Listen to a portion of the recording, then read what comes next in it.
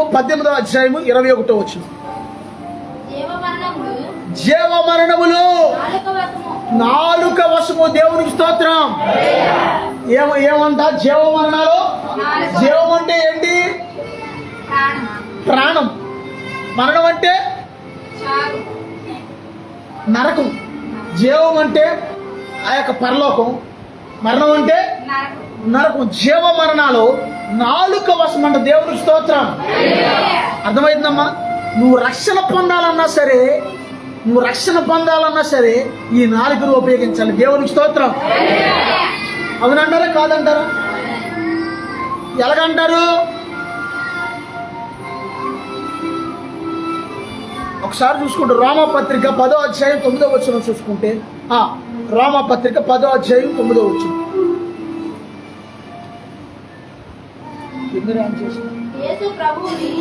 యేసు ప్రభు అని నీ నోటితో ఒప్పుకొని, ఒక్క నిమిషం అమ్మా, యేసు అని ఎవరైనా ఒప్పుకోవాలంట? ఇక్కడ ఉన్నారమ్మా. యేసు ప్రభు అని, ఆయన యేసయ్య ప్రభు అని. ప్రభు అంటే దానికి అర్థం ఏంటంటే నా యజమానుడా, లేకపోతే నన్ను పాలించేవాడా అని అర్థం. దేవునికి స్తోత్రం. ప్రభువు అంటే పాలించేవాడు. దేవునికి స్తోత్రం. అర్థమవుతుందని నేను చెప్పింది. యేసు ప్రభు అని నీ నోటితో ఒప్పుకోవాలంట. దేవుడు అంటే యెహోవా దేవుడు, తండ్రి అయిన దేవుడు, యేసు ప్రభు వారి కుమారుడైన దేవుణ్ణి మృతులలో నుండి లేపాడని నీ హృదయమందు విశ్వసించిన యెడల నీవు రక్షించబడదు. దేవునికి స్తోత్రం. అందరూ చెప్తుంది దేవునికి స్తోత్రం. ఒకటి ఏం చేయాలండి? యేసయ్య ప్రభు అని నీ నోటితో ఒప్పుకోవాలి. దేవునికి స్తోత్రం. 2, మృతుల్లో నుంచి ఆయన లేచాడు అని నువ్వేం చేయాలంటే హృదయమందు విశ్వసించాలంట. నీ హృదయం లోపల నమ్మాలి. దేవునికి స్తోత్రం. అర్థమవుతుందని నేను చెప్పింది. ప్రపంచంలో ఎందరో గొప్ప వాళ్ళు పుట్టారు, గొప్పగా బ్రతికారు, గొప్పగా జీవించారు, చనిపోయారు, సమాధి చేయబడ్డారు.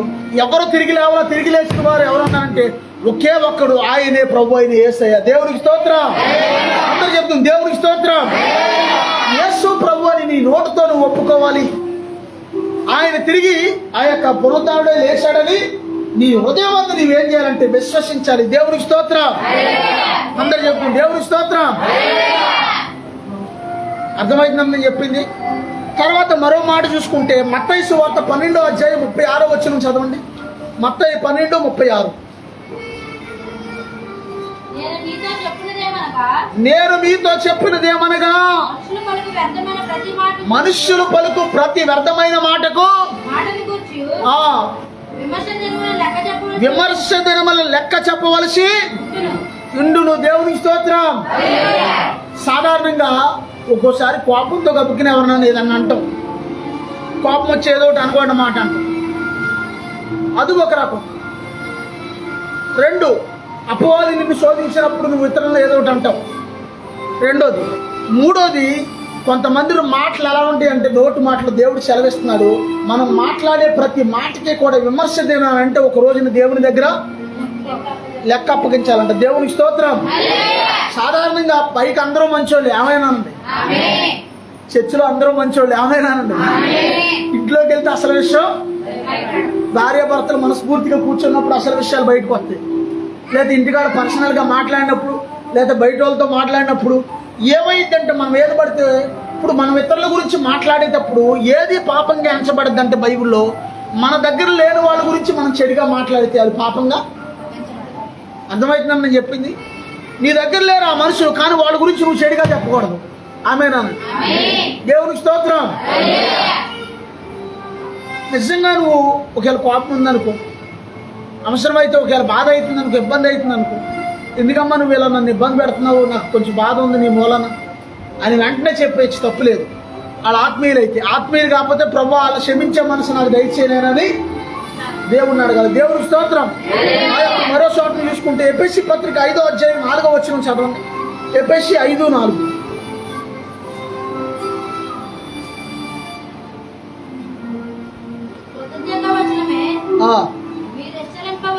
కృతజ్ఞత వచ్చినమే మీరు ఉచ్చరించాలి కానీ, అంటే పలకాలి కానీ, మీరు బూతులైనను పోకిరి మాటలైనను సరశోక్తులైనను ఉచ్చరింపకూడదు. 3 విషయాలు దేవుడు ఇక్కడ రాయించాడు. దేవుడికి స్తోత్రం. ఎప్పుడూ కూడా నీ నోట కృతజ్ఞత వచ్చిన మీరు రావాలి, కానీ బూతు మాటలు రాకూడదంట. ఆమేనానండి? బూతు మాటలు ఇంకా కూర్చోండి, అందరు కూర్చోండి. బూతు మాటలు ఇంకా మాట్లాడుతున్నా అన్న వాళ్ళు చేతుల పైకి ఎత్తండి. దేవుడిని అడగాలి మనం. దేవునికి స్తోత్రం.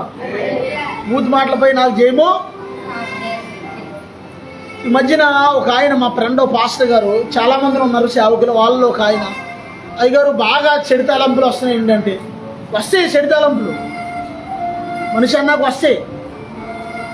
పాస్టర్ గారికి వస్తాయి అంటే వస్తాయి. ఎందుకు వస్తాయి? పాస్టర్ గారికి అందరి నెత్తి మీద చేతి మూలన ఆ దెయ్యాలన్నీ పాస్టర్ గారి మీద దాడి చేస్తాయి.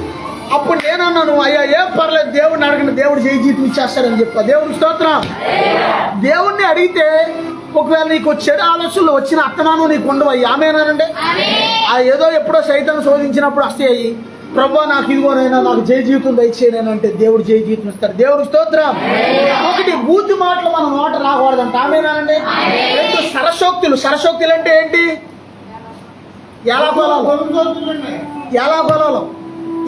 మాటలు. కొంతమంది ఏలాకొలం మాటలు ఎలా భయంకరంగా మాట్లాడేస్తారు. ఎవరా సరదాగా నందరా ఏలాకొలంగా నందరా ఉత్తిదే ఏమంటారు దాన్ని? సరదాగా నందరా అని చెప్పి ఏలాకోలం మాటలు మాట్లాడేస్తారు. ఒకటి, బూతు మాటలు మాట్లాడకూడదు. సాధారణంగా ఈ ఏలాకోలం మాటలు బూతు మాటలు ఎక్కడ వస్తాయి అంటే, ఒక 2 స్నేహితులు ఉన్నారనుకో, 2 స్నేహితురాలకి అక్కడ ఏమొస్తాయి? ఏలాకోలం మాటలు వస్తాయి. లేకపోతే 2 ఫ్రెండ్స్, 2 పురుషులు ఉన్నారనుకోండి, అక్కడ ఏమొస్తాయి? ఏలాకోలం మాటలు వస్తాయి. అర్థమవుతుందని చెప్పి బూతు మాటలు రాకూడదంట. 1. 2 సరస్వక్తులు రాకూడదంట. 3 పోకిరి మాటలు, రెచ్చగొట్టే మాటలు, పోకిరి చేష్టలు. ఇప్పుడు ఎవరన్నా ఏదైనా చికాకు పనులు చేస్తున్నారు, అరే ఈ కోతి చేష్టలు ఎందుకురా, పోకిరి చేష్టలు ఎందుకురా అంటమా? కోతి ఏం చేస్తే, కోతులు నిజంగా ఇప్పుడు మీరు సరిగ్గా చూస్తే నిజంగా చేసే పనులు చూస్తే మనకు నవ్వొచ్చేద్ది. అవునా? అది చేసే పని చాలా విచిత్రంగా ఉంటుంది. ఒక చోటన కోతి, కోడిపుంజు, కుక్క 3 ఉన్నాయి. కుక్క మీదకి ఎక్కి పైకి ఎక్కిది, ఇది గుర్రలాగా సవారీ చేస్తుంది. కుక్క మీద కూర్చుని ఏంటి? కోతి. కుక్క కొంత లెక్క మోసుకెళ్ళి కింద పారేస్తుంది. దేవుని స్తోత్రం. లేకపోతే కోడిపుంజు ఇది ఆ జుట్టు ఉంటుంది, ఆ జుగులు పట్టుకుని పీకేస్తుంది. ఇది అర్థమైంది? ఇది చేసే పనులన్నీ కోతి పనులు అంటారు అన్నమాట, పోకిరి శాస్త్రంలో. దేవునికి స్తోత్రం. మరి కోతి పనులు మనుషులు చేస్తారా అంటే చేస్తారు. గాంధీ గారు, మహాత్మా గాంధీ గారు 3 కోతుల గురించి చెప్పారు. అమ్మ ఏనండి జాగ్రత్తగా, పరిశుద్ధాత్ముడు మాట్లాడేది ఇదంతా. మహాత్మా గాంధీ గారు ఆయన కూడా యేసు ప్రభువును ఫాలో అయ్యాడు కాబట్టి మహాత్ముడు అయ్యాడు ఆయన. దేవుని స్తోత్రం. 3 కోతుల గురించి చెప్పాడు ఆయన. ఒక కోతి గురించి ఏమన్నాడు? ఆఫీసులు అక్కడక్కడికి వెళ్తే 3 బొమ్మలు ఉంటాయి. ఒక కోతి ఏమో కళ్ళు మూసుకుంటుంది, ఒక కోతి ఏమో నోరు మూసుకుంటుంది, ఒక కోతి ఏమో అంటే దానికి అర్థమైనట్టు గాంధీ గారు చెప్పారంట, అలాగా చెడు చూడకో, చెడు మాట్లాడకో, చెడు వినకో అని చెప్పారని చెప్పి దానికి సాదృశ్యం. దేవునికి స్తోత్రం. కానీ అన్నింటిలోకి వెళ్ళా బాగా ప్రమాదమైంది ఏంటంటే, ముందు ఇది ప్రమాదం. నాలుక. నీకు క్షేమం కావాలన్నా, ఆశీర్వాదం కావాలన్నా దీని ఇక్కడే ఉంది. దేవునికి స్తోత్రం. దీని ద్వారా నువ్వు ఆశీర్వాదం కూడా సంపాదించుకుంటావు. ఆమేనా? దీని ద్వారా తేడా వస్తే దేవునికి స్తోత్రం. ఖతమైపోవాలన్నా ఇదే, మంచి పొజిషన్లోకి వెళ్ళాలన్నా ఇది. ఏది అర్థమవుతుందా? దేవునికి స్తోత్రం. అందరు చెప్పండి దేవునికి స్తోత్రం గట్టిగా. దేవునికి స్తోత్రం. నువ్వు ఆశీర్వాదం కావాలన్నా ఈ 4 చేతిలో ఉంది. నీకు ఆ యొక్క జీవం కావాలన్నా, మరణం కావాలన్నా. అందుకే నువ్వేం చేయాలంటే, ఒకవేళ నీ నోటి మాటల్లో ఏం చేయాలంటే, భక్తుడైన దావీదు ఒకసారి ఏమని ప్రార్థన చేశాడంటే, ప్రభువా నా నోటికి చిక్కా నుంచి అయ్యాలని ప్రార్థన చేశాడు. చిక్కాన్ అంటే ఏంటి? ఏమంటారు బాబు చిక్కం అంటే? జంతువులకి ఏం పెడతారు? దూడలకి చిక్కం పెడతారు. ఎందుకు పెడతారు దానికి? దూడకి చిక్కం లేత పాలు తాగేస్తే, తల్లి లేత పాలు తాగేసి అది ఏమైందంటే పిల్ల తేడా చేస్తేమో అని ఆ లేత పాలు అయ్యేదాకా కూడా యజమానుడు ఏం చేస్తాడంటే, పిల్ల నోటికి, దానికి దూడ నోటికి చిక్కం కడతాడు. అలాగే దేవుడు కూడా, భక్తుడు కూడా ఒకసారి ఏమంటాడంటే, ప్రభు నా నోటికి చిక్క ఉంచయ్యా అని ప్రార్థన చేశాడు. దేవునికి స్తోత్రం. భక్తిహీనుడు నా ఎదుట ఉన్నప్పుడు నా నోటికి చిక్క ఉంచండి ప్రభు అని ప్రార్థన చేశాడు. దేవునికి స్తోత్రం. అంటే నీ ఎదుట నీ గురించి ఎవరన్నా నీ గురించి పడతలేదు అనుకోండి, అసలు నీ పేరు చెప్తేనే నచ్చట్లేదు అనుకోండి ఎవరికన్నా, వాళ్ళ దగ్గర నువ్వు సరదాగా కూడా మాట్లాడకూడదు. ఆమేనా? వందనాలు కూడా కనీసం వాళ్ళకి చెప్పినా ప్రమాదమే తెలుసా. నువ్వు మంచిగా మాట్లాడినా వాళ్ళకి చెడుగానే. ఇక అలాంటి వాళ్ళని దేవుడికి అప్పచెప్పేటు సైలెంట్ గా పక్కామంటే ఉంటుంది. దేవుడికి స్తోత్రం. హల్లెలూయా. దేవుడికి స్తోత్రం. ఈ నోటి మాటలతో ఒక్క చిన్న మాట మాట్లాడి ఆశీర్వాదం సంపాదించుకున్న ఒక వ్యక్తి ఉంది బైబిల్లో. ఎవరు ఒకసారి చెప్పండి ఎవరన్నా.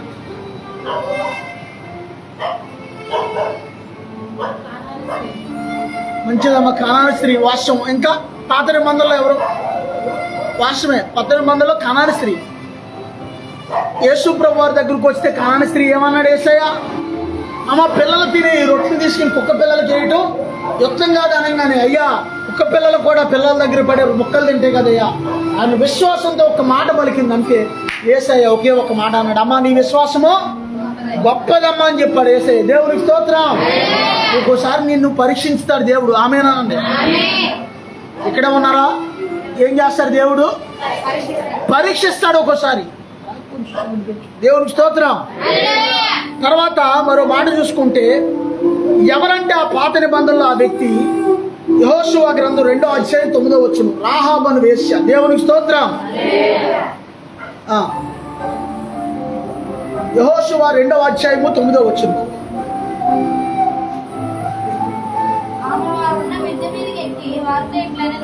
ఆమె వారున్న మిద్ది మీదకి ఎక్కి, ఎక్కడ ఎక్కి?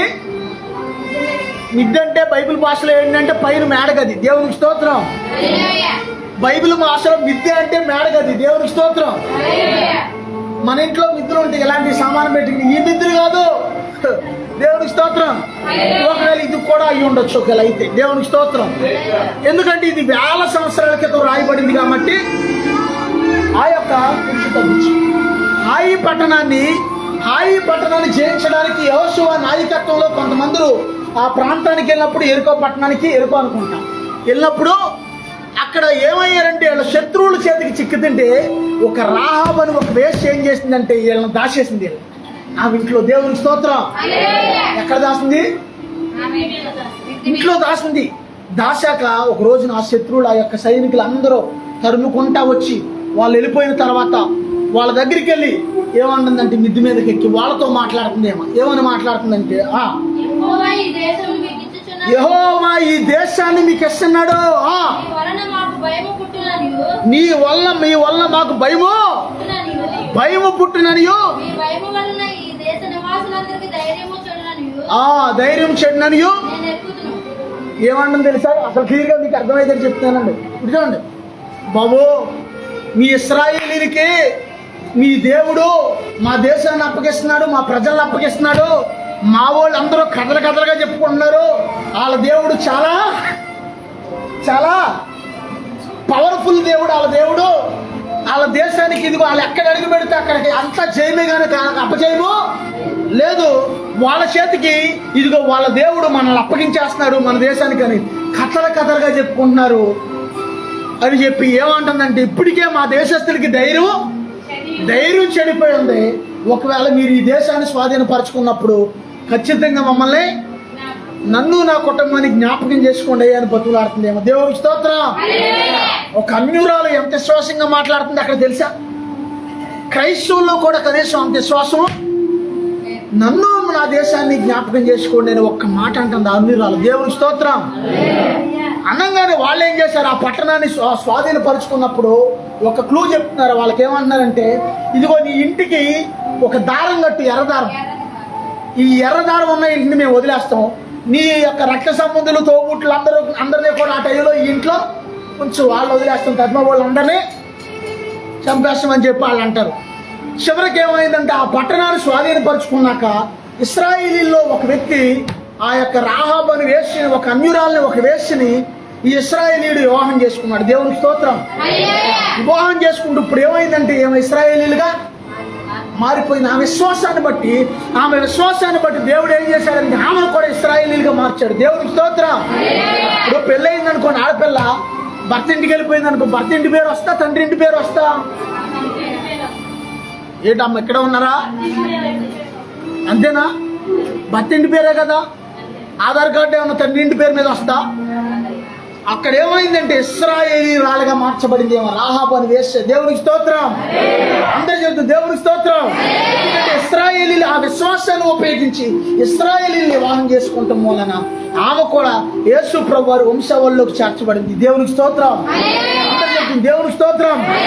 తర్వాత మరో మాట ఏంటంటే, నువ్వు నీకు ఆశీర్వాదం రావడానికి మరొక స్తోత్రం చెప్తున్నానండి. నువ్వు ఎప్పుడు కూడా నీ నోటితో అపశకుని మాటలు మాట్లాడకూడదు. ఆమేనండి. ఇక్కడ ఉన్నారా?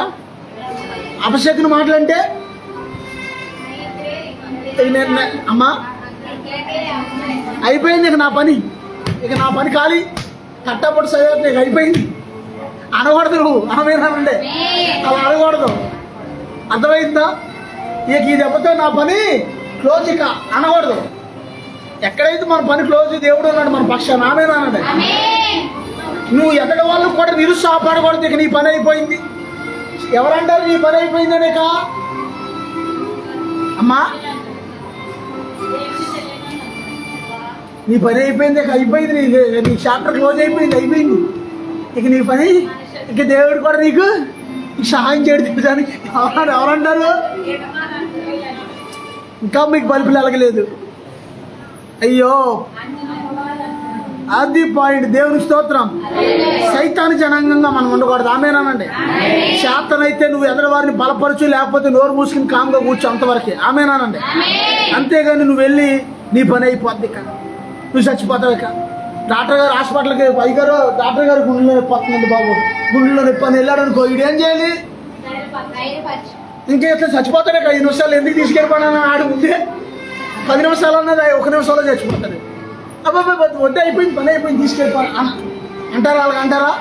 ఏ డాక్టర్ అన్నా బుద్ధి ఉన్న డాక్టర్ వాళ్ళకి అంటాడా? ఏమంటాడంటే ఏం పర్లేదు ఇతనికి ఏం కాదు, ఈ చిన్న గ్యాస్ నొప్పి, ఇదేమి గుండెలో నొప్పేవి కాదు, ఇదేం కంగారు పడక్కర్లేదు.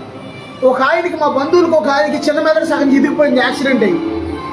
ఆ ఏలూరు హాస్పిటల్కి తీసుకుని మేము టెన్షన్ ఆ అంబులెన్స్ తోలే స్పీడ్కి వీడు నన్ను గుర్తుంటే వాళ్ళ పేషెంట్లు అవు, కానీ మన పేషెంట్లు అయ్యే అవకాశాలు ఆవిడ తోలే స్పీడ్కి అంబులెన్స్ దగ్గర చాలా ట్రాఫిక్లో విపరీతమైన స్పీడ్, ఫ్రంట్ సీట్లో ఉన్నాను మళ్ళీ నేను, పైగా నేనే ఎదురు కూర్చున్నాను డ్రైవర్ పక్కన. దేవుని స్తోత్రం. చాలా సీరియస్ కండిషన్ అండి డాక్టర్ గారు అని చెప్పి తీసుకెళ్తే, వాళ్ళ చిన్న మెదడు సగం చిదిగిపోయింది అన్నా సరే ఏం పర్లేదు, మీరు తీసుకొచ్చారో తీసుకురండి బాబు. దాని నాకు టెన్షన్ వచ్చేస్తుంది, ఇక్కడ మనిషి ఊపిరి అందుకుంటున్నా.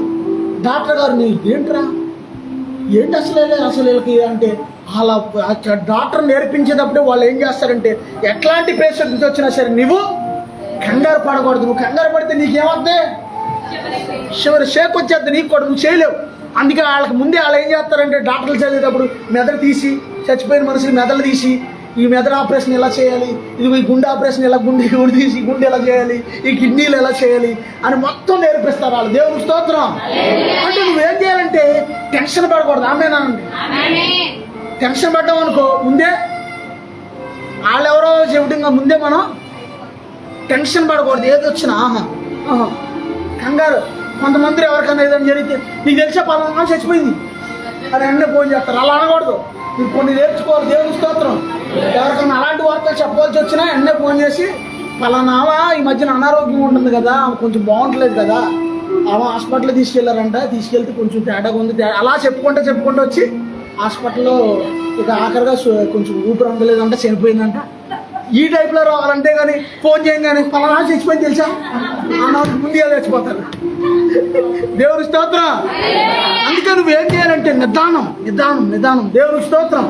ఈ నోటి మాటల్లో చెడప్పుడు కూడా నేను అలా అయిపోతా, ఇలా అయిపోతా, పాడైపోతాను, ఇదైపోతాను, అప్పులైపోతాను అనకూడదు. ఆమేనానండి. చాలాసార్లు మీకు చెప్పాను, మళ్ళీ చెప్తాను. ఒకటి బొల్లోడు ఉండేవాడు అంట. బొల్లోడు అంటే ఏంటి?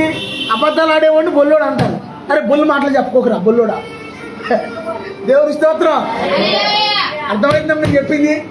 ఆడనేవాడు అంట, ఏంటి మాయా విశేషాలు అని అడుగుతాడు అనేవాడు అంట. ఈ ఆంధ్రాలుడు ఇన్నంటే డబ్బు ఎక్కువైపోయింది, ఏం చేయాలో అర్థం కావట్లేదురా, ఆ బీరువా నిండిపోయిందిరా, అది అర్థం కాక ఎక్కడ తయారో తెలియక మంచం కింద టంగుపెట్లో పెట్టు, అది కూడా నిండిపోయింది, నేను ఏం చేయాలో తెలియట్లేదురా బాబు అని ఎవడు అంటాడు. నిజానికి కొంతకాలానికి ఏమైందంటే నిజంగా చేపల చెరువు ఏదో బట్టి కోటీశ్వరుడు అయ్యాడు. దేవుని స్తోత్రం. ఎవరు అడిగినా సరదాగా ఎలా కొనమాడే కూడా అంటే డబ్బు ఎక్కువైపోయింది అని. నిజంగా అడిగి డబ్బు వచ్చేసిందండి. దేవుని స్తోత్రం. ఆమేనండి. నువ్వు మంచి పలకాలి, అన్నిటికో భయం ఉంటుంది, సర్వ అమంగళం పతితమవు కాక అంటారు, వాళ్ళ గ్రంథాల్లో ఉంటుంది అంట ఆ మాట. దేవుని స్తోత్రం. అంటే అపశక్తిన మాటలు పలకొకరు అపశక్తిన పక్షి, నువ్వు ఏది పోయింది అది దేవుడు అక్కడ తదాస్త అంటాడు, ఆమెన్ అంటాడు ఆయన అక్కడ. అది ఆమెన్ అన్నాడంటే లేనిపోనిది వచ్చి పడతారు. అపశక్తిన పక్షి, నువ్వు నోరు అదుపులో అపరాష్ట్రుడా. ఆ తిట్లు అలాగే ఉంటాయి, బ్రాహ్మణ తిట్లు. అవునయ్యా, ఒరే అపరాష్ట్రుడా, అపశక్తిన మాటలు మాట్లాడతావు ఏంట్రా అంటారు వాళ్ళు. దేవుని స్తోత్రం. అంటే నువ్వు ఎప్పుడు కూడా అన్యులకే అంత భయం ఉంది కదా. వినండి ఒకసారి, ఇంకా వాళ్ళకైతే ఇంకా పవర్ ఉందో లేదు తెలియదు, మనకైతే జీవన మరణాలు ఇక్కడ ఉంచాడు దేవుడు. పవర్ ఉంచాడు మన నాలుక మీద. ఆమేనానండి. పవర్ ఉంచాడు కాబట్టి మనం ఏం చేయాలంటే ఇది పవర్ కలిగిన నాలుక. ఆమేనానండి. అందుకే నేను ఇక్కడ బలిపేట మీద నుంచి ఏదని చెప్పేటప్పుడు చాలా ధైర్యంగా చెప్తాను. జరిగిద్ది అంటే జరిగిద్ది, ఇక్కడ నిలబడి నేను. దేవుని స్తోత్రం. దేవుని స్తోత్రం. అలాగని ఏది పడుతుంది ఏదో ఒకటి వచ్చిన మాట అనండి అయ్యారంటే మళ్ళీ అది దేవుడు అనమంటేనే అనాలి, కానీ ఏది పడుతుంది అనకూడదు. దేవునికి స్తోత్రం. హల్లెలూయా. దేవుని స్తోత్రం. రెండోది ఆక్రమించి చెప్పి నేను ముగిస్తానండి. ఒకటి, ఎల్లప్పుడూ నువ్వు మంచి పలకాలి, ఆశీర్వాదం కావాలి. రాబరి వేసి అలా పలికి ఏమైందంటే మంచి ఒక గొప్ప ఆశీర్వాదం సంపాదించుకుంది. రెండవ విషయం, నువ్వు మాట్లాడేటప్పుడు గతంలో కూడా చెప్పాను, మళ్ళీ చెప్తున్నాను. ఆ యొక్క మలాకీ గ్రంథం 3వ అధ్యాయము 16వ వచనం చదవండి. మలాకీ 3:16. మలాకీ 3:16.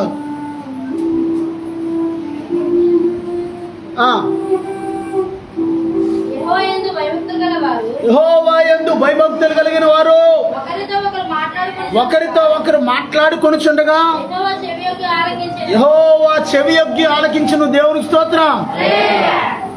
దేవుని బిడ్డలు మాట్లాడుకున్నప్పుడు దేవుడు ఆలకిస్తాడంట, దేవుడు వింటాడు. కానీ నువ్వు ఇంకోటి ఏంటంటే, నువ్వు ఇంకో విషయం, ఎవరన్నా ఒక ఇద్దరు మాట్లాడుకుంటున్నారు, ఏం మాట్లాడుకుంటున్నారు అంటావు అని చెవేసావు అనుకో, బాంబు పడుతుంది నీ మీద వచ్చి. ఆమేనండి. భార్యాభర్తల వ్యవహారాల్లో కానీ లేకపోతే బయట వాళ్ళ వ్యవహారాల్లో కానీ ఎవరన్నా మాట్లాడుకుంటూ వెళ్ళి అర్ధడి దగ్గరికి గోడ దగ్గరికి వెళ్ళి ఏం మాట్లాడుకుంటున్నారు అంటావు అని అనకూడదు మనం. ఆమేనానండి. మనం ఏంటంటే కేవలం మనం ఎప్పుడు కూడా మనం మంచిగా పలకాలి, కానీ చెడు పలకూడదు. ఒకవేళ చెడు మాటలు వస్తున్నాయి అనుకోండి, నువ్వేం చేయాలంటే, ప్రభా నా నోటి మాటల్లో దోషాన్ని క్షమించు నాయన, నా నోటికి ఆ యొక్క కాపుదల ఉంచండి ప్రభా అని అడగాలి. దేవునికి స్తోత్రం. అందరూ చెబుతుంది దేవునికి స్తోత్రం. అలాగే నువ్వు చేస్తే ఏం చేస్తాడంటే దేవుడు దీవిస్తాడు. రెండోది ఏం చేయాలి, ఇంకా ఈ నోటితో ఒకటి చెడు పలకూడదు, రెండోది ఆశీర్వాదం పలకాలి. తర్వాత ఏం చేయాలి, విశ్వాసంతో పలకాలి. మూడోది ఏం చేయాలి చెప్పండి. ఎవరన్నా క్యాచ్ చేస్తారా అని చూస్తున్నా. దేవుని స్తోత్రం. ఆ ఇంటి సంగతులన్నీ ఈ ఇంటికి మోసేవమ్మా, పొరిగింటి విషయాలన్నీ చాటింపు వేసేవమ్మా. ఎక్కడ మాటలు అక్కడ చెప్పి మనుషులు చెడుగా, ఇక్కడ మాటలు అక్కడ చెప్పి మనుషులు చెడుగా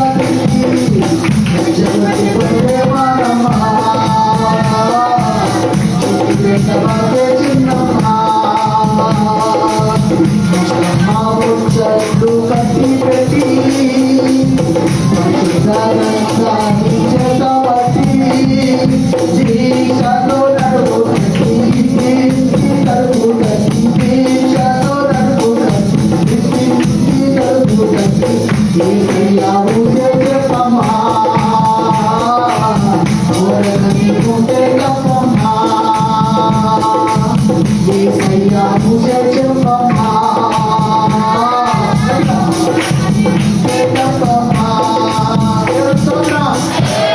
ఈ మధ్య నేను పరిచయకి వెళ్తుంటే పద్మా థియేటర్ రోడ్డు దగ్గర గుంపుగా ఒక 40-50 మంది స్త్రీలు వెళ్తున్నారు గుంపుగా. ఎవరాల్లో నిజంగా మీ బలి వాళ్ళు నిజంగా పనికి వెళ్ళిన వాళ్ళు కాదు. బైబిల్ అట్టుకుని వెళ్తున్నారు. అప్పుడు నేను ఏంటి ఎంతమంది వెళ్తున్నారు, ఎక్కడికి వెళ్ళని? అమ్మ మీరు ఎక్కడికి వెళ్తున్నారు ఏంటమ్మా అని అడిగాను. నేను అడిగితే వాళ్ళు అన్నారు, మేము వారానికి ఒకసారి గృహదర్శనాలు చేస్తామండి. అందరూ మా విశ్వాసాలకి గృహదర్శనాలకి ఎంతమంది వెళ్తున్నారు? 40-50 మంది కలిసి వెళ్తున్నారు గుంపుగా. వామ్మో ఇదే ఈ రకంగా కూడా ఉంటారా అనిపించింది. దేవునికి స్తోత్రం. యేసయ్య పని చేయాలి. ఆమేనా? రోజుకి కనీసం నేను ఒక్కరికైనా యేసయ్య గురించి చెప్తున్నాను. వాళ్ళ చేతుల పైకి ఎత్తాను. మీరు ధన్యులు. ఆమేనండి. ఒకసారి మళ్ళీ ఎత్తన్నాం చేతులు. ఒకసారి మీరు పైకి లేకుండా చేతులు ఎత్తినాడు. పైకి లేకండి. దేవునికి స్తోత్రం. చెప్పలు కొట్టండి కొంచెం పెద్దగా కూర్చోండి. దేవునికి స్తోత్రం. ఇప్పుడు ఏం చెప్తున్నారు యేసయ్య గురించి? ఏం చెప్తున్నాం? ఏమో పొందుకున్న మేలు చెప్తున్నాను. ఏం చెప్తున్నావు? పొందుకున్న మేలు కనీసం నువ్వేం పొందుకున్నావు అని చెప్పు చాలు. దేవునికి స్తోత్రం. మాస్టర్ గారికి చదువు లేదంట. దేవుడు సేవ పిలిచాడు. ప్రభా నాకు చదువు లేదే, నేను ఏం చేయను ప్రభా అన్నాను. దేవునికి స్తోత్రం. ఈయన కూడా సహోదరులు ఒక మాట చెప్పారు నాతో, వెంకటేశ్వరరావు గారు. ఎవరికో బరంపాలని ఎవరికో బాగోపోతే ఒకసారి జంగటిగూడ సంఘంలోకి రావచ్చు చూడు, అక్కడ నీకు ఖచ్చితంగా దేవుడు అక్కడ ఏం జరిగిందో చూపిస్తారు అని అన్నారండి. దేవుని స్తోత్రం. నువ్వు ఎక్కడ కనీసం జరిగేదైనా చెప్పాలి వాళ్ళకి. దేవుని స్తోత్రం. ఒక ఆయన చదువులేని పాస్టర్ గారు, ఏం చేయను ప్రభా నేను అడిగేది. అంతే ప్రభా అన్నారంట. నువ్వు ఇక్కడ ఏం చూసావో అద్భుతాలు, ఏం విన్నావో వెళ్ళి ఇతరులకి చెప్పు అన్నాడు దేవుడు. దేవుని స్తోత్రం.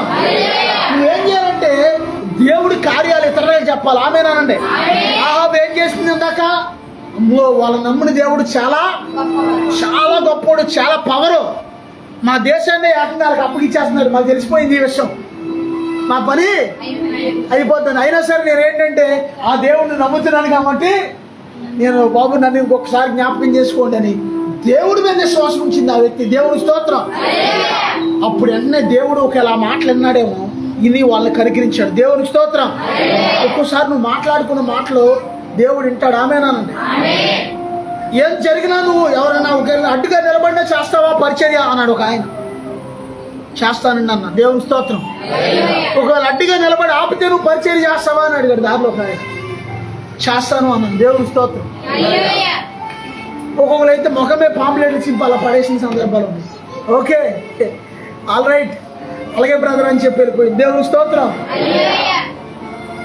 అర్థమైందామని చెప్పింది. ప్రతిరోజు నువ్వు దేవుని పని చేయాలి. ఆమేనానండి. ఈ లోకంలో మనం ఎప్పుడు ఈ లోకంలో నుంచి వెళ్ళిపోతాం మనకు తెలియదు. కానీ ఉన్న రోజులు ఏం చేద్దాం? కనీసం నీకేం రావట్లేదు అనుకో, అసలు మాట్లాడతాం కూడా ఒక్క మాట ఏంటంటే రావట్లేదు అనుకో, అసలు ఏమి తెలియట్లేదు. కనీసం కన్నట్టు పాంప్లెట్లు ఇస్తాను తీసుకెళ్ళి ఆ రోడ్డు అమ్మటి వెళ్ళేవాడు సైకిల్ మీద పడి వెళ్ళి బాబు పాంప్లెట్ బాబు ఎక్కడుగా లెక్కలు ఎక్కడ నువ్వు ఉన్నా ఇంటికాడ రోడ్డు మీద ఉంటుంటే ఈ రోడ్లు అమ్మటి 100 మంది తిరుగుతుంటారు. అటు ఆ పాంప్లెట్ ఇచ్చినా సరిపోద్ది. దేవుని స్తోత్రం. అందరు చెప్పు దేవుని స్తోత్రం. కీర్తనల గ్రంథం 10వ అధ్యాయం 7వ వచనం చూసుకుంటే 17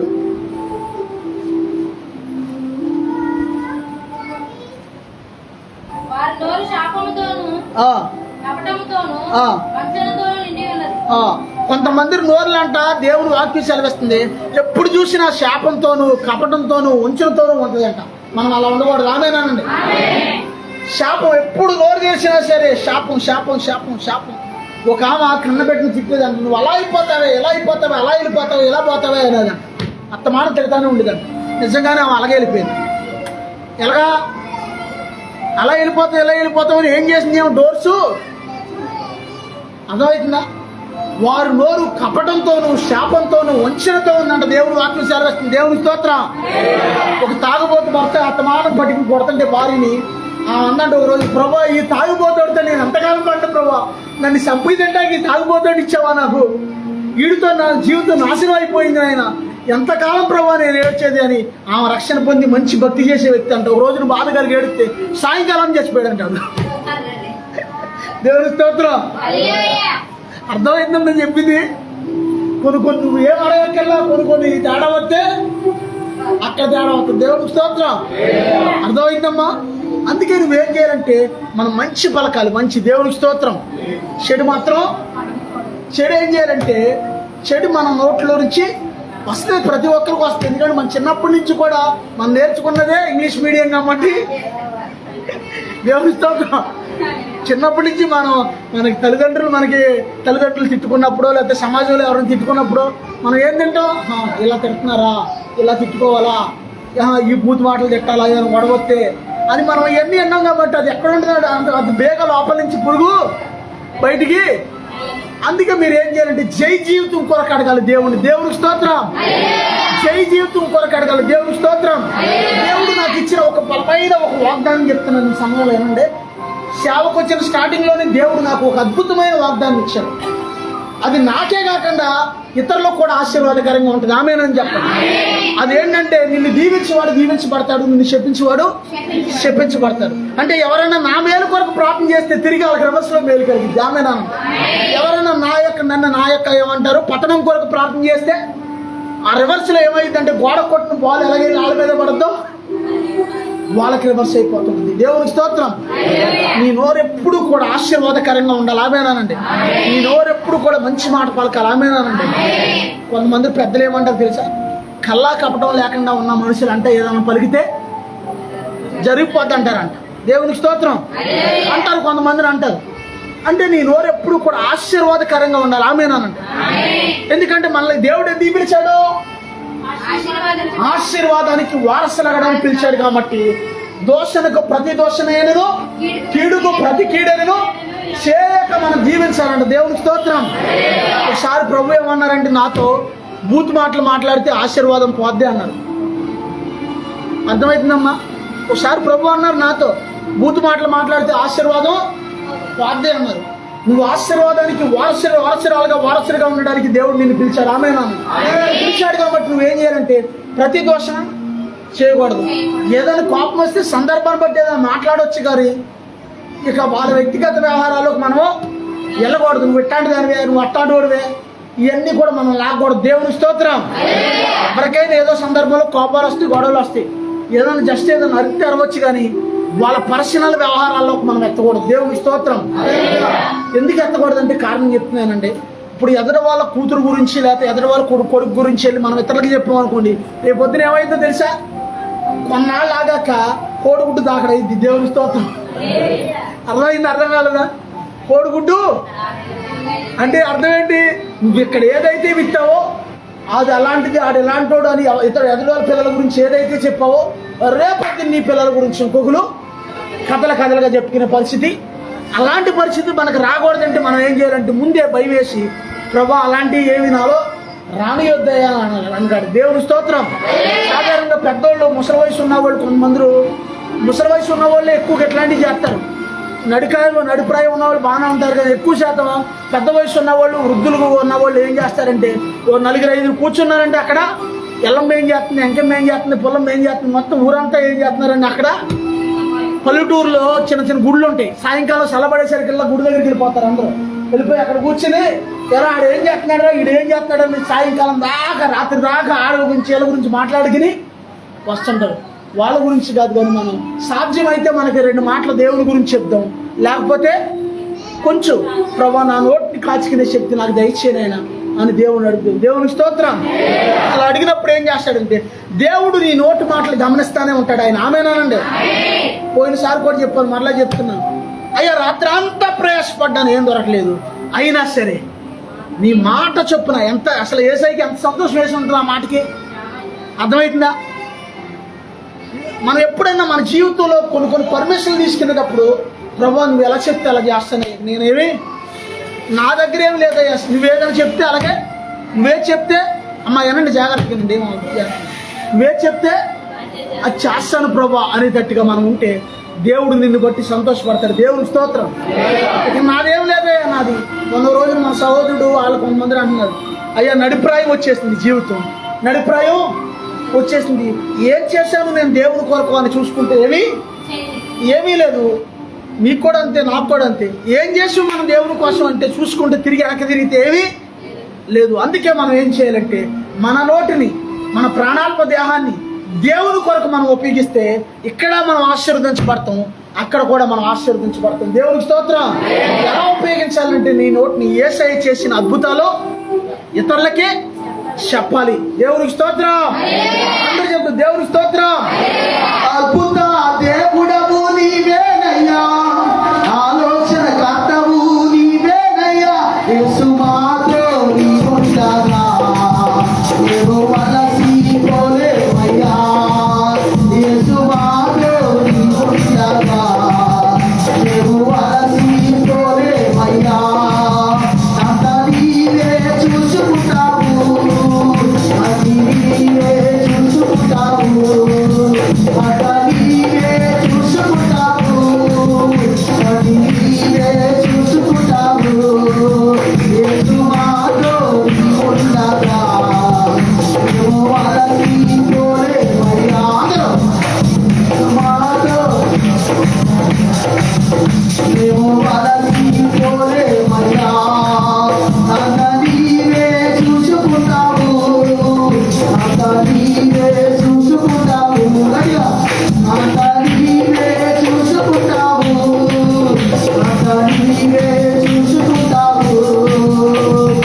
అద్భుత దేవుడవు నీవేనయ్యా, ఆలోచన కర్తవు నీవేనయ్యా, అద్భుత దేవుడవు నీవేనయ్యా, ఆలోచన కర్తవు నీవేనయ్యా, యేసు మాతో నీవుండగా ఏవో నీవులేమయ్యా, యేసు మాతో నీవుండగా విజయం మాదేనయ్యా, అంత నీవే చూసుకుంటావు, అంత నీవే చూసుకుంటావు.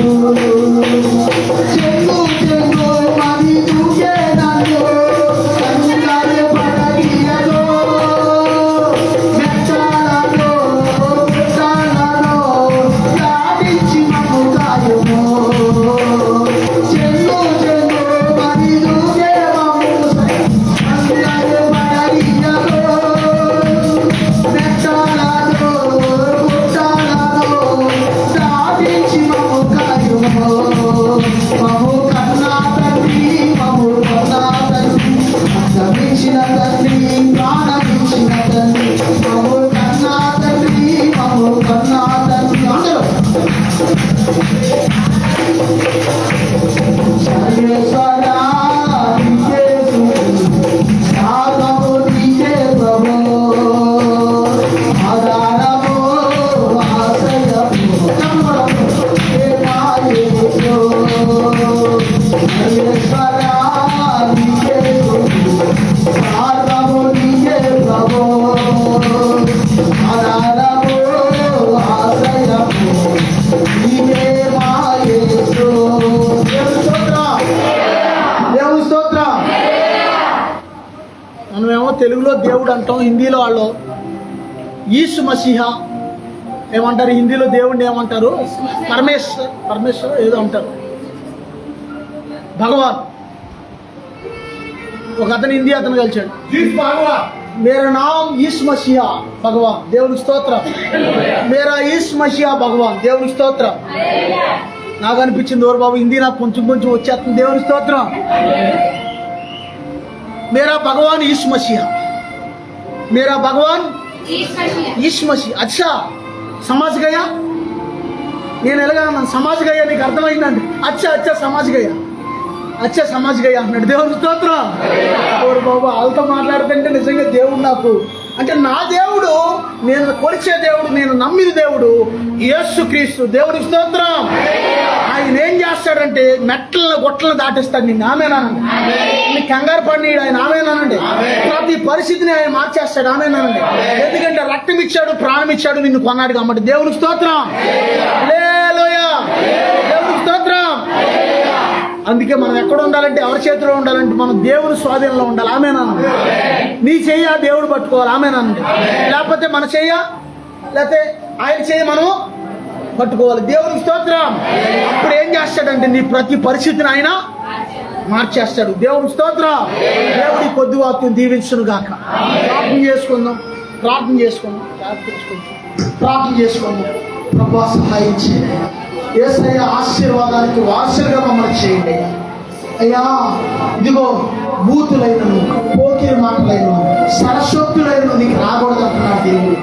ప్రభా సౌఖ్యం నుంచి నన్ను విడిపించయ్యా, బూతు మాటల నుంచి నన్ను విడిపించయ్యా, పోకిరి మాటల నుంచి నన్ను విడిపించండి అయ్యా. యేసయ్యా నాకు ఆశీర్వాదం కావాలయ్యా అడిగిన అందరూ. యేసయ్యా ఆశీర్వాదానికి వారసురాలుగా నేను ఉండాలయ్యా. అయ్యా వారసుడిగా నేను ఉండాలయ్యా. అయ్యా తెలియనప్పుడు మనం ఎంతో రకరకాలుగా ఇతరులను దూషించాలి. తెలిసినప్పుడైనా మనం ప్రభా దోష మాటల నుంచి నన్ను విడిపించండి. దేవుడు నీవు ఆశీర్వదించబడాలని కోరుకుంటున్నాడమ్మా నానా. దేవుడు నీవు ఆశీర్వదించబడాలని కోరుకుంటున్నాడు. ఒక్కోసారి భయంకరమైన ఉద్రేకం కలిగిన ఆత్మ నీలో పనిచేస్తుంది. భయంకరంగా నీవు ఇతరులను దూషిస్తున్నావు. ఎక్కువగా నీ ఇంట్లో వారిని ఎక్కువగా నీవు దూషిస్తున్నావు. ప్రభానాన్ని క్షమించయ్యా, ప్రభానాన్ని క్షమించయ్యా, ప్రభానాన్ని క్షమించయ్యా. ఎవరు తెరవండి, అందరూ ఎవరు తెరవండి. నా బలహీనతను ఒప్పుకుంటున్నాను ప్రభు. అయ్యా నా బలహీనత నుంచి నన్ను విడిపించండి. యేసయ్యా నేను బలహీనురాలే ప్రభు, నేను బలహీనుడే ప్రభు. అయ్యా నన్ను విడిపించండి అయ్యా. అయ్యా సహాయం చేయండి అయ్యా. నీ వారసుడిగా నేను ఉండాలయ్యా. తండ్రి నీ వారసురాలుగా నేను ఉండాలయ్యా. మన దేవుడు, నీవు నమ్మిన దేవుడు, నేను నమ్మిన దేవుడు ప్రభు అయిన యేసుక్రీస్తు. ఆయన రక్తం కాల్చాడు, ప్రాణం పెట్టాడు, సజీవుడిగా లేచాడు. నీకు ఆశీర్వాదం ఇవ్వడానికి దేవుడు ఇదిగో చాలా భరించలేని భారాన్ని భరించాడు. నీ భారము నా భారము యేసయ్య భరించాడు. తండ్రి నీకు వందనాలయ్యా, తండ్రి నీకు వందనాలయ్యా, తండ్రి నీకు వందనాలయ్యా. యేసయ్యా సహాయం చేయాలి ప్రభా, నన్ను దర్శించున్నాయి అయ్యా. నేను ఆశీర్వాదానికి వారసుడిగా ఉండాలయ్యా, ఆశీర్వాదానికి వారసురాలుగా ఉండాలయ్యా. దుర్భాషలు నా మాట రాని వద్దయ్యా. అయ్యా పోకి మాటలు నా మాట రాని వద్దయ్యా.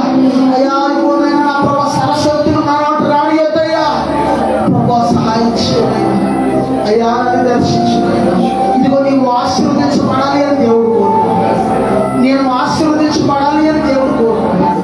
అయితే కొన్ని బలహీనతలు మనం వెనక్కి లాగుతున్నాం. మనం ఇంకా ఆశీర్వాదంలోకి వెళ్ళకోకుండా కొన్ని బలహీనతలు మనం వెంటాడుతున్నాం. యేసయ్యా నా బలహీనత నుంచి నన్ను విడిపించండి.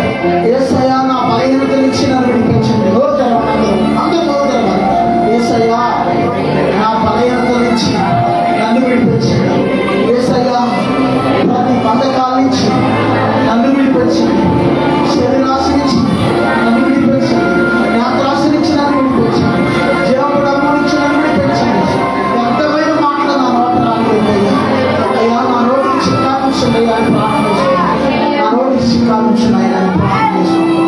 యేసయ్యా నీకు వందనాలయ్యా, తండ్రి నీకు వందనాలయ్యా, డాడీ నీకు వందనాలయ్యా. మన దేవుడు గొప్ప దేవుడు, మన దేవుడు సర్వశక్తి కలిగిన వాడు. ఆయన గొప్ప ప్రభు. ఆయన ఇదిగో మన ప్రభు చాలా గొప్ప దేవుడు. ఆయన ఇదిగో నీ హృదయంలో ఏముందో ఆయనకు తెలుసు, నీ ఇంటిలో ఏముందో ఆయనకు తెలుసు, నీ ఆలోచనలో ఏముందో ఆయనకు తెలుసు, నీ జీవితంలో ఏముందో ఆయనకు తెలుసు. ప్రభా బంధకాల నుంచి నన్ను విడిపించాలయ్యా. ప్రభా బలహీనత నుంచి నన్ను విడిపించండి. అందరూ చూడతారు ప్రభా. తొందరపాటు స్వభావం నుంచి నన్ను విడిపించండి. దుర్భాషలు బూతు మాటలు నా మాట రావద్దయ్యా. అయ్యా దుర్భాషలు రానియొద్దయ్యా. అయ్యా జై జీవితం కావాలయ్యా. యేసయ్యా జై జీవితం కావాలయ్యా. జై జీవితం కావాలయ్యా. ఇదిగో ఒక రోజున విమర్శతేనా మన అందరం యేసయ్యకు నిలబడతామంట. ఒక రోజు మనం అందరం ప్రతి మాటకి దేవుడికి లక్ష్య చెప్పాలని దేవుడు ఆకర్షిస్తుంది. తండ్రి నీ ఎదుట నిలబడినప్పుడు పరిపూర్ణుడిగా నేను ఉండాలయ్యా, పరిశుద్ధిగా నేను ఉండాలయ్యా. అయ్యా నా ప్రాణాత్మ దేహాన్ని పరిశుద్ధపరచు నాయన అడగండి. అయ్యా నా పిల్లలను పరిశుద్ధపరిచయ్యా, నా ఆరోగ్యం పరిశుద్ధపరిచయ్యా, నా ఆలోచన పరిశుద్ధపరిచినయ్యా, నా అంతరంగాన్ని పరిశుద్ధపరిచయ్యా. అయ్యా ఈ లోకంలో ఉన్న శరీరాశ, నేత్రాశ, జీవపడమాన్ని జయించే శక్తిని నాకు దయచేయండి. అడుగుదాం దేవుడి సన్నిధిలో. మహోన్నతుడా, మహాగరుడా, పరిశుద్ధుడా, సజీవుడా, స్తవాధికారి, గొప్ప దేవుడా నా ప్రభావం